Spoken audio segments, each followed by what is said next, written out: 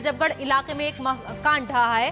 बारिश के बाद सड़क धंसने से ये हादसा सामने आया है। सड़क धंसने से बने गड्ढे में एक ट्रक भी धंसा हुआ है। इलाके में मेट्रो कंस्ट्रक्शन का काम चल रहा था, उसी जगह पर यह हादसा हुआ है। तस्वीरें आप देखिए, डराने वाली ये तस्वीरें हैं। चूंकि दिल्ली में लगातार कल से बारिश हो रही है और बारिश की वजह से ही जगह जगह जलभराव की स्थिति हो गई है। मेट्रो के कंस्ट्रक्शन का काम चल रहा था और उसी जगह अचानक से सड़क धंस गई और ये ट्रक सड़क में समा गया। सिर्फ ट्रक का ऊपरी हिस्सा नजर आ रहा है। आप समझिए कि किस तरीके से कोई बड़ा हादसा हो सकता था। अब जब बारिश हो रही है, सड़कें इस तरह से थोड़ा बहुत धंसने की खबरें आती हैं, लेकिन ये पूरा का पूरा ट्रक नीचे सड़क में धंस गया। आप अंदाजा लगाइए कि अब कैसे सड़कों का हाल हो चुका है। बिल्कुल। और रचना, अमूमन हम देखते थे कि आम बारिश भी होती थी मौसम के हिसाब से भी, तो उसमें दिल्ली सरकार की और एमसीडी की पोल खोलकर ये बारिश रख दिया करती थी क्योंकि जगह जगह जल जमाव की स्थिति हो जाती थी। लेकिन अब इस वक्त तो दिल्ली भारी किल्लत से जूझ रही है क्योंकि लगातार ताउते तूफान की वजह से उत्तर भारत के कई इलाके ऐसे हैं जहां पर इसका असर देखा जा रहा है और इसी वजह से दिल्ली में भी झमाझम बारिश पिछले 2 दिन से हो रही है। और अभी मौसम विभाग का ये अनुमान है कि शायद आने वाले 24 घंटे तक ये मौसम अभी ऐसे ही बरकरार रहेगा। और ऐसे में जब लगातार बारिश हो रही है तो अब आप देखिए किस तरीके की तस्वीरें सामने आने लगी है कि दिल्ली में भी ताउते जो है वो कहर बनकर लोगों को ले डूब रहा है क्योंकि बारिश के बाद मकान ढहा है। और ये दूसरी तस्वीर जो हम आपको दिखा रहे हैं, ये रात के वक्त की तस्वीरें हैं। जिस वक्त ये देखिए, अचानक से ट्रक जो खड़ा हुआ था सड़क पर, वो अचानक से सड़क धंसी है और ट्रक नीचे गिर जाता है।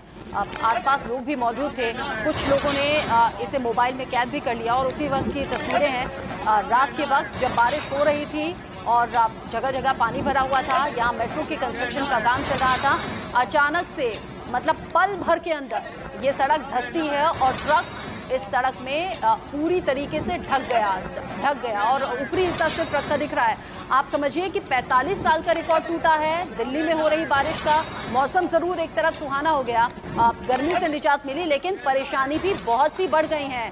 कहीं सड़क धंस गई, कहीं इमारत ढह गई, तो कई जगह पानी भरने से लोगों को ट्रैफिक की समस्या से भी जूझना पड़ रहा है। पानी भरने से लोगों की परेशानी भी बढ़ गई। तो 2 तस्वीरें आपकी टीवी स्क्रीन पर हम दिखा रहे हैं। पहली तस्वीर अभी दिन की है, ये आप देख सकते हैं कि कैसे एक इमारत गिरी, घर गिरा, उसके बाद ट्रक जो था वो जमीन में धंस गया। और ये दूसरी तस्वीर उस वक्त की जिस वक्त ये हादसा हुआ। ये तस्वीरें आपने देखी। अब आगे बढ़ते हुए दिल्ली के प्रहलादपुर की तस्वीरें हम आपको दिखाते हैं। ताउते तूफान के चलते बारिश लगातार हो रही है, 45 साल का रिकॉर्ड टूटा है और दिल्ली के कई इलाकों में जलभराव हो गया है। प्रहलादपुर की तस्वीरें आप देखिए, कैसे ट्रक इस जलभराव में डूब गया है। आधे के करीब ट्रक इस पानी में डूबा हुआ है और आप समझिए कि कितना ज्यादा सड़कों पर पानी भरा हुआ है। और इस खबर पर ज्यादा बातचीत के लिए आइए सीधा रुक करते हैं हमारे संवाददाता अजीत श्रीवास्तव इस वक्त हमारे साथ जुड़ चुके हैं। अजीत, अब जिस तरीके से सबसे पहले तूफान की आहट ने डराया, दिल्ली में लगातार 2 दिन से झमाझम बारिश हो रही है, उससे लोगों को परेशानी हो रही थी, लेकिन अब खबरें ऐसी भी सामने आ रही है कि कहीं पर ट्रक धंस रहा है तो कहीं पर मकान गिर रहा है। और आपके साथ जो मेहमान मौजूद है, समझने की कोशिश कीजिए कि आखिर ये मौसम का मिजाज जो है अभी और कितने दिन सताएगा। चलिए ठीक है। अब अतिशय मलिन हमारे साथ में आम आदमी पार्टी की विधायक कालका से विधानसभा क्षेत्र से। हम ऐसे समझ लेते हैं कि बारिश जो लगातार हम कहें कि ताउते जो तमाम तरह से तूफान चल रहा है उसकी वजह से दिल्ली में भी आगाज देखा जा रहा है। लगातार कई तबाहियां हो गई, कई मकान गिर गए, तो अब इसके लिए सरकार की तरफ से क्या कुछ इंतजाम किए गए? देखिए, इस पे भी सरकार के संज्ञान में है कि सिचुएशन अभी दिल्ली में भी सीरियस हो सकती है। तो मुख्यमंत्री, उप मुख्यमंत्री और जो हमारे रेवेन्यू मिनिस्टर हैं, इस पे एक कड़ी नज़र और क्लोज नज़र रखे हुए हैं देखने के लिए कि जल्द से जल्द क्या कार्रवाई करने की ज़रूरत है, क्या दिल्ली में और एस्केलेशन हो रहा है, और जहाँ जहाँ पर भी इसकी वजह से डैमेज हुआ है उसको तुरंत हम जो हमारा फील्ड स्टाफ है, डीएम ऑफिस का स्टाफ है, उसे उसका मुआयना करने के लिए भेज रहे हैं। लेकिन अतिशय वही बात करें, बारिश का मौसम हो रहा है, इस बारिश के मौसम में बीमारियों का दौर भी है, चाहे वो कोरोना की बात करें या ब्लैक फंगस की बात करें या तमाम और डिजीज की बात करें। तो ऐसे में दिल्ली सरकार की क्या तैयारियां, बेड्स की क्या स्थिति है तमाम जगहों पर? देखिए, आज के दिन में बेड्स की अवेलेबिलिटी तो काफ़ी, अगर हम आज दिल्ली फाइट्स कोरोना ऐप खोलें तो जहां पर 15 दिन पहले एकदम से सब कुछ रेड और सारे बेड्स बुक्ड थे, आज के दिन में बेड्स अवेलेबल हैं, कोविड केयर सेंटर्स में भी अवेलेबल हैं, अस्पतालों में भी अवेलेबल हैं। तो अभी बेड्स की तो कोई कमी नहीं है। हम बस अब ये जल्द से जल्द उम्मीद करते हैं कि ये जो वेव है ये काफ़ी सबसाइड तो हो ही चुकी है, अब और नीचे जाए कि दिल्ली वालों को थोड़ी राहत मिल सके। ब्लैक फंगस के लिए क्या कुछ तैयारियां हैं सरकार के लिए, और जो सिंगापुर वेरिएंट की बात हो रही है, जो लगातार सियासत हो रही है, उस पर क्या है सरकार की अब प्लानिंग? देखिए, ब्लैक फंगस को लेके जब हम अभी बात कर रहे हैं तो इन पैरेलल अभी मुख्यमंत्री, उप मुख्यमंत्री, हेल्थ मिनिस्टर सभी अभी इसी समय एक रिव्यू मीटिंग ले रहे हैं, ब्लैक फंगस को कैसे डील किया जाए, उसके केसेस को कैसे कम किया जाए, और दूसरा जो उसकी सप्लाई चेन है उसकी मेडिसिन को, सारी मेडिसिन वगैरह कैसे अवेलेबल करवाई जाएँ, क्योंकि ये सिर्फ दिल्ली में नहीं पूरे देश में, इनफैक्ट पूरी दुनिया में ब्लैक फंगस एक सीरियस पोस्ट कोविड कॉम्प्लिकेशन के रूप में निकल कर आ रहा है। तो सरकार इस पर एक क्लोज नज़र रखे हुए है। जिस हिसाब से अगर बात करें हम तमाम जो सिंगापुर वेरिएंट को लेकर सियासत हो रही है, जिस हिसाब से केजरीवाल साहब ने भी बोला, मनीष ने भी बोला, तो जिस हिसाब से भारत सरकार की तरफ से रिप्लाई भी आ रहा है कि नहीं ये ऐसी बात नहीं, इसका मतलब क्या निकाला जाए? देखिए, इसका मतलब ये निकाला जाए कि भारत सरकार को विदेशों में भारत का नाम नहीं दिया जाए। जिस हिसाब से भारत वेरिएंट का नाम भी लगातार लोग दे रहे हैं, वो भारत का नहीं बल्कि नाम किसी का नहीं देना चाहिए, इंडिया का नाम नहीं देना चाहिए। देखिए, ये समझ में आ गया कि भारत की सरकार को विदेशों में इमेज की चिंता है, केजरीवाल की सरकार को बच्चों की चिंता है। सब ये कह रहे हैं, साइंटिस्ट, डॉक्टर, एपिडेमियोलॉजिस्ट, कि अगली वेव में सबसे ज़्यादा असर बच्चों पे आएगा। तो केजरीवाल सरकार का टास्क फोर्स सेटअप करती है कि बच्चों को कैसे हम बचा सकें। दूसरी तरफ केंद्र सरकार कह रही है कि नहीं हो रहे होंगे सिंगापुर में केस, लेकिन हमारी इमेज नहीं खराब होनी चाहिए विदेश में। ये वही सरकार है, याद रखिए, जिसने 6.5 करोड़ वैक्सीन की डोजेज विदेश भेजी, दिल्ली और बॉम्बे का पूरा कवरेज नहीं किया। तो आज हमें यह सवाल पूछना है कि हमें अपने बच्चों को इस बीमारी से बचाना है या विदेश में हमारी कैसी इमेज है उसके बारे में सोचना। चलिए, तो ये अतिशि ये तमाम सवालों का जवाब दे रही थी, वो बता रही थी कि जिस हिसाब से मौसम के कहर यहाँ पर गिरा भी हुआ है, लेकिन हालात जो है अभी भी दिल्ली की बीमारियों से जूझ रहे हैं। लेकिन अब धीरे धीरे उम्मीद की जा रही है कि अब सियासत नहीं, अब लोगों को सलूशन दिया जाएगा। ये बातें ये अतिशि मलिना करते नजर आ रही हैं। अजीत, बार बार हम यही कर रहे हैं सभी नेताओं और राजनेताओं से कि इस वक्त कम से कम सियासत छोड़नी चाहिए, कोरोना से निपटने के इंतजामों पर फोकस रहना चाहिए, और उसी बारे में आम आदमी पार्टी लगातार काम कर भी रही है। बहुत शुक्रिया अजीत, इस अपडेट को हम तक पहुंचाने के लिए। आतिशी बता रही थी कि क्या कुछ आम आदमी पार्टी कर रही है। मुख्यमंत्री लगातार मीटिंग कर रहे हैं, ब्लैक फंगस से कैसे निपटना है, बच्चों को कैसे बचाना है थर्ड वेव से। बिल्कुल, और इसी बीच आइए अब रुक कर लेते हैं दिल्ली के धोला कुआं का, क्योंकि धोला कुआं इलाके की तस्वीरें जो आई हैं सामने वो भी देखिए कैसे डरा रही है, क्योंकि यहाँ पर भी धोला कुआं की तमाम सड़कें जलमग्न नजर आ रही हैं और कैसे सड़कों पर इस वक्त पानी भरा हुआ है।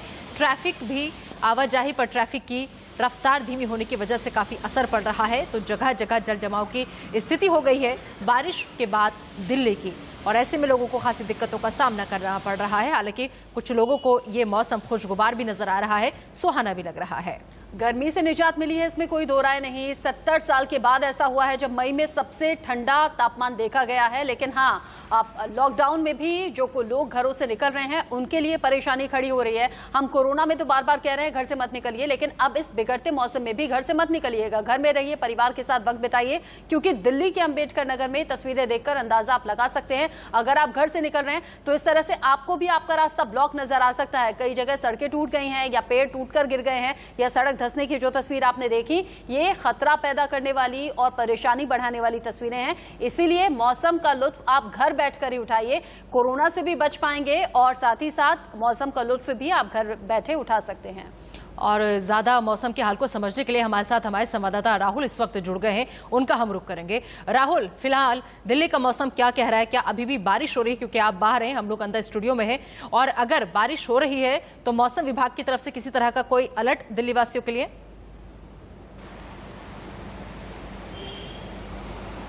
देखिए, आज सुबह से दिल्ली के अंदर बारिश नहीं हुई है, लेकिन मौसम विभाग का साफ तौर पर अलर्ट है कि अगले 24 से 48 घंटों के बीच में दिल्ली के अंदर बारिश हो सकती है।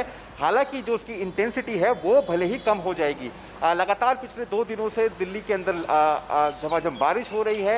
मैं आपको बताऊं कि 2008 के बाद पहली बार पिछले 24 घंटे के अंदर इतनी बारिश हुई है। दिल्ली के अंदर कल 119 मिलीलीटर बारिश हुई थी, जो कि एक अपने आप में एक रिकॉर्ड है। इसके अलावा दिल्ली का जो तापमान है, आपने सही कहा कि काफी खुशगवार हो गया है।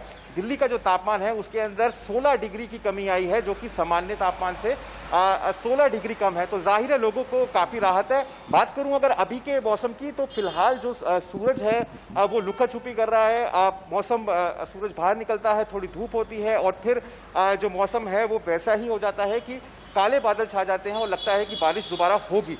मौसम विभाग का भी साफ तौर पर कहना है, लेकिन इससे जो परेशानी है उस पर भी बात करनी चाहिए कि दिल्ली के अंदर कई इलाके हैं जो लो लाइंग एरियाज हैं आउटर दिल्ली के, वहां पर काफी जल भराव की स्थिति पैदा हो गई है। लोगों को एक जगह से दूसरी जगह जाने में काफी दिक्कत आ रही है।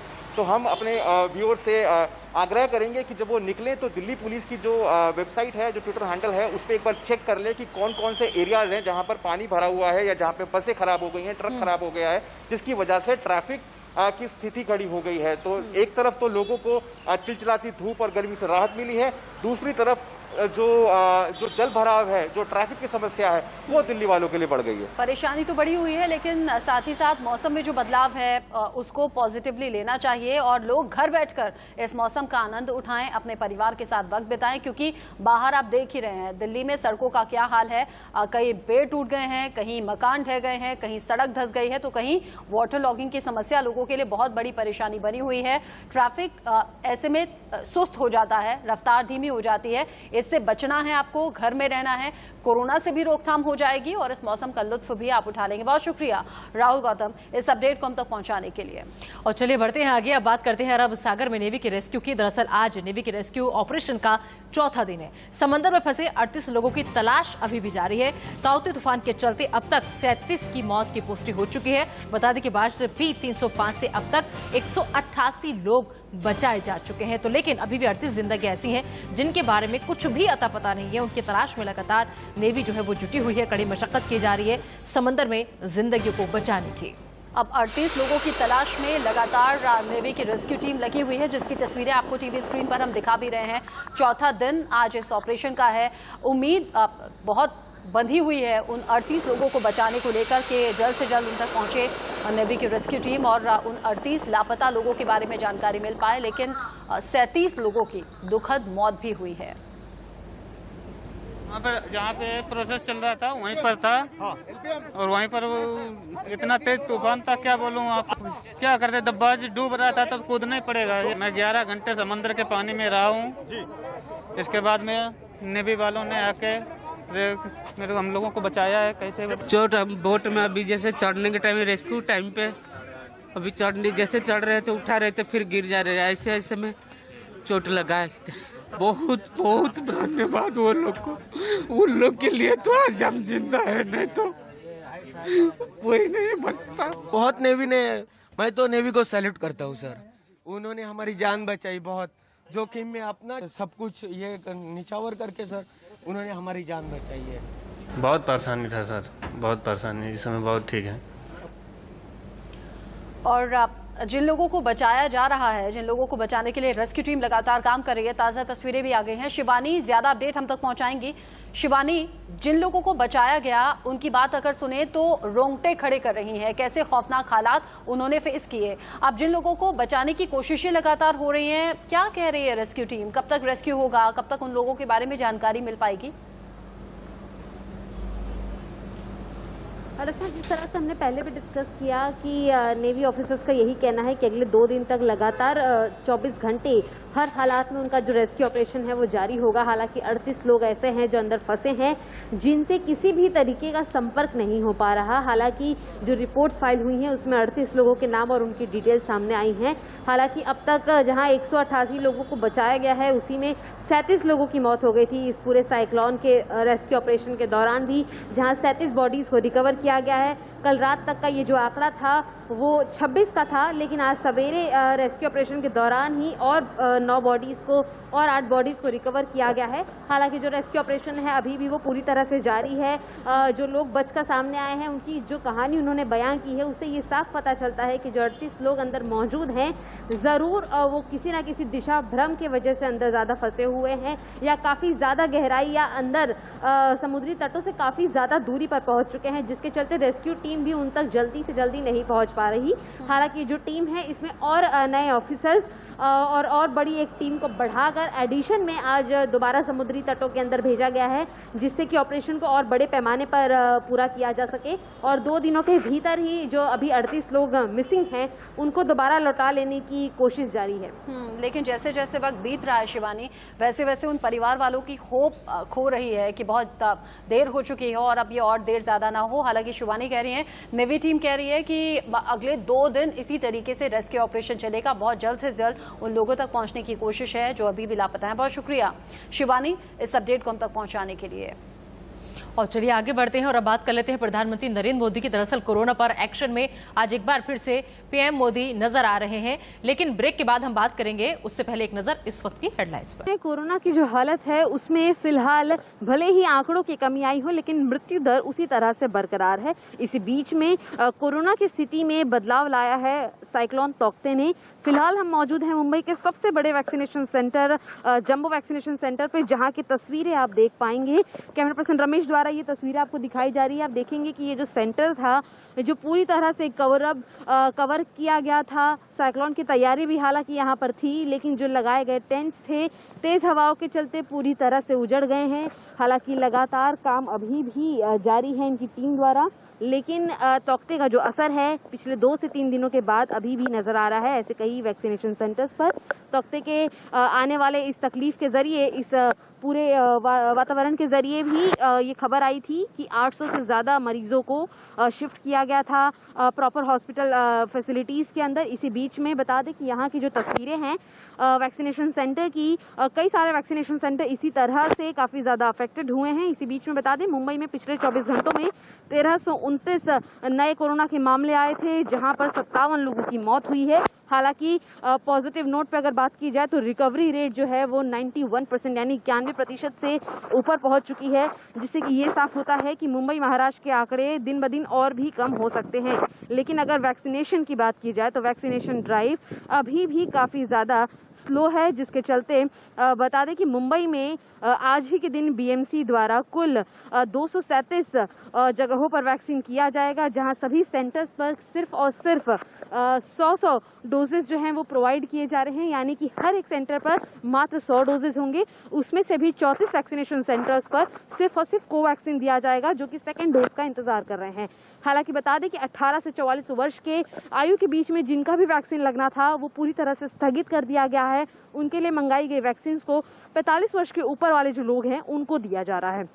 देखना होगा कि तौकते के चलते जहां वैक्सीनेशन पर और कोरोना की फैसिलिटीज पर इतना असर हुआ है, आगे आने वाले दिनों में वैक्सीनेशन ड्राइव कितनी स्केल अप होती है और कोरोना के आंकड़ों में कितनी कमी आती है।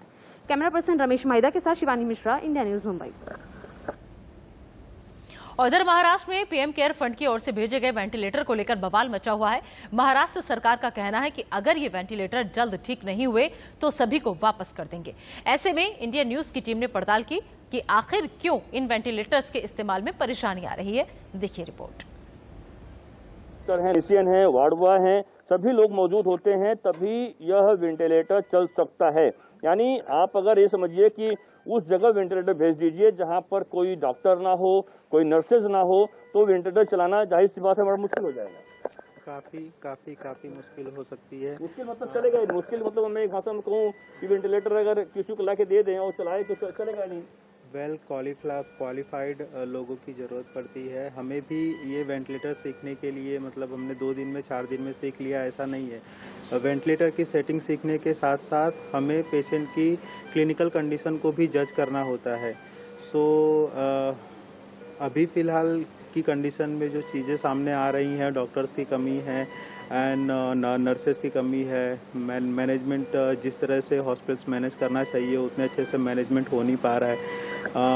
कहीं ना कहीं कुछ चीज़ें हैं जैसे कि हम न्यूज़ में देख रहे हैं कि कहीं ना कहीं इसमें जो गवर्नमेंट है करने की कोशिश कर रही है, लेकिन उस लेवल तक जिस लेवल तक करना चाहिए, जितनी अच्छी फैसिलिटी देना चाहिए हमें, चाह कर भी हम नहीं दे पा रहे। लेकिन एक सवाल ये उठता है कि बहुत बार जो वेंटिलेटर फाल्टी वेंटिलेटर जो आ रहे हैं, जो उसके बारे में शिकायतें लगातार आ रही है, मैं आपसे जानना चाहूंगा कि अगर वेंटिलेटर खराब है, मान लीजिए आपके पास सेट करके इंजीनियर दे दिया, कैसे मालूम पड़ेगा कि वो ऑक्सीजन सही नहीं मिल पा रहा है उन पेशेंट को? क्या था इसके बारे में बता पाएंगे? जितनी मात्रा में हम ऑक्सीजन देते हैं उस मात्रा में अगर पेशेंट को ऑक्सीजन लेवल मेंटेन नहीं हो पा रहा रहा है, जो कि ऑक्सीजन प्रॉपर 100% हम दे रहे हैं, उसके बावजूद भी कभी पेशेंट सैचुरेशन मेंटेन नहीं करता है, ऑक्सीजन लेवल जो है वो मेंटेन नहीं कर पाता है।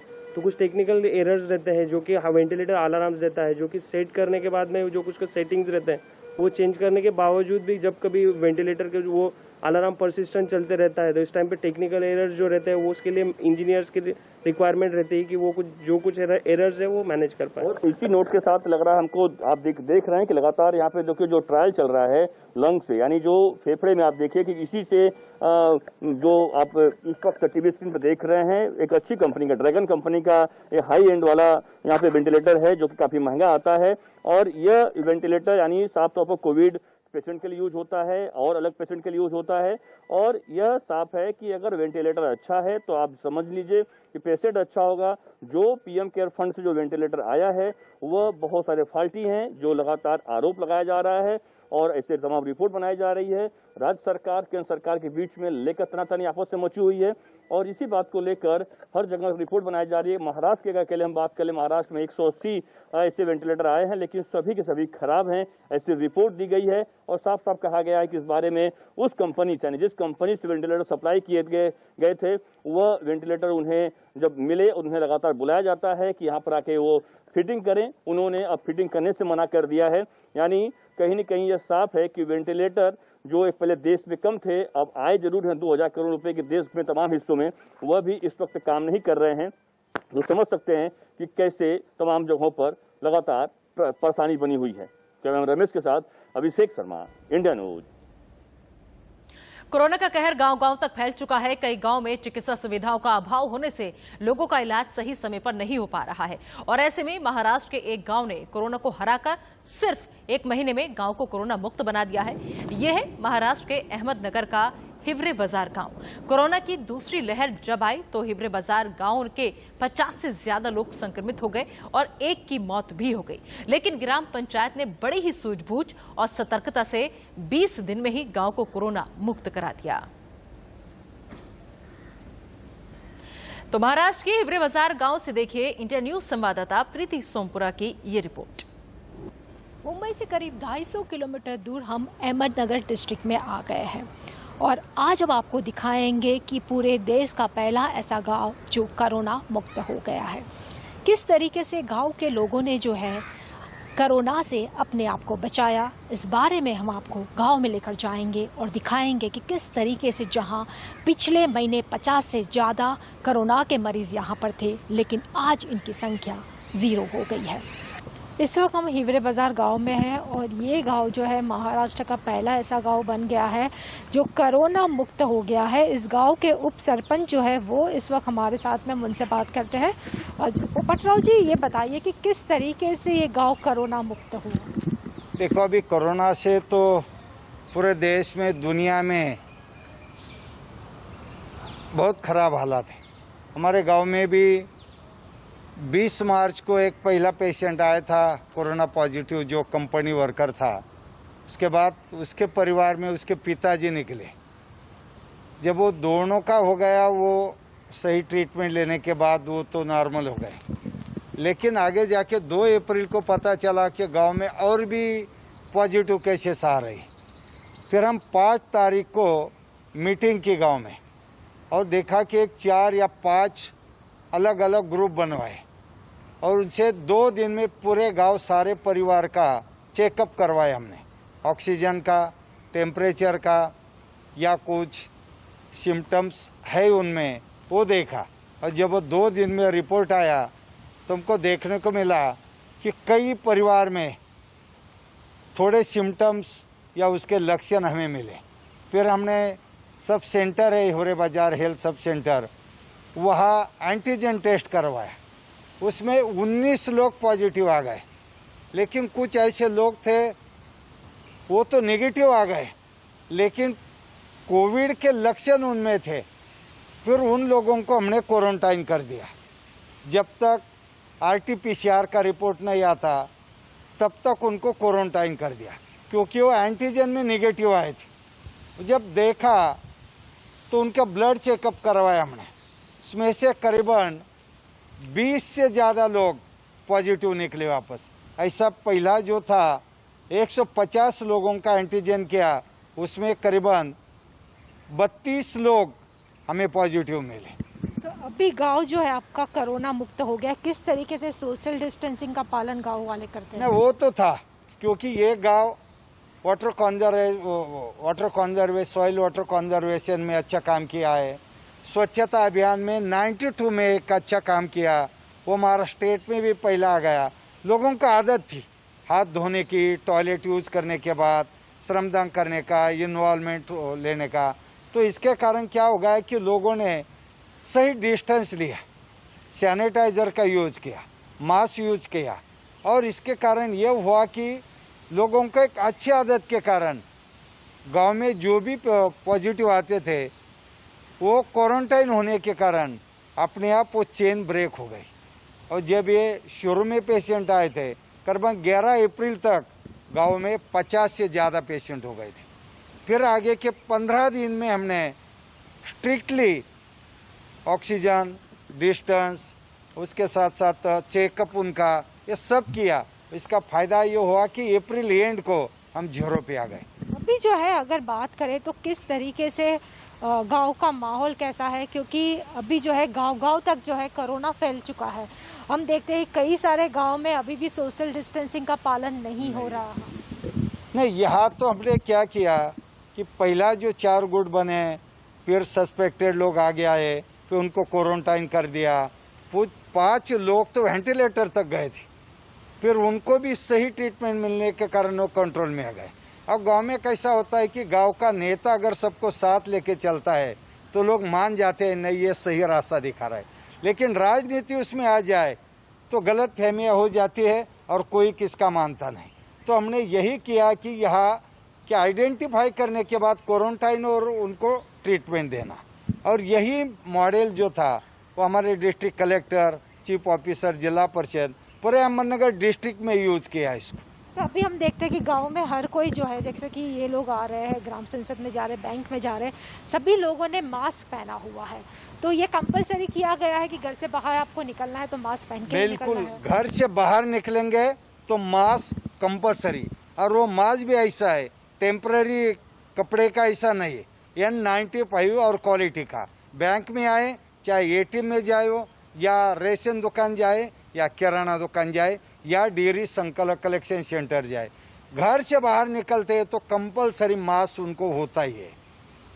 तो क्या जैसे कि ग्राम पंचायत ने सैनिटाइजर, मास्क वगैरह सबको दिए हैं? हाँ बिल्कुल, हमारी पंचायत ने मास्क, सैनिटाइजर दिया। उसके बाद जो milk collection, Mumba Devi dairy है हमारी, वहाँ पर भी जितने भी किसान आते हैं दूध कलेक्शन करने के लिए, तो उनको भी सैनिटाइजर, मास्क दिया है। और हमारी NGO ने भी, कुछ गरीब परिवार है उनको कुछ नहीं तो 1 महीने भर का उनका राशन या कुछ किराना, ऑयल हो, और बाकी वो सब दे दिया है। तो आपने सुना कि अगर जैसे गांव के जो उप सरपंच है पोपटराव पवार, उन्होंने बहुत अच्छी बात की कि अगर गांव का नेता अगर तय करता है कि कोरोना को भगाना है और अगर इसमें राजनीति ना लाई जाए तो कोरोना को भगाना मुमकिन है। कैमरामैन गणेश के साथ प्रीति सोमपुरा, इंडिया न्यूज़, मुंबई।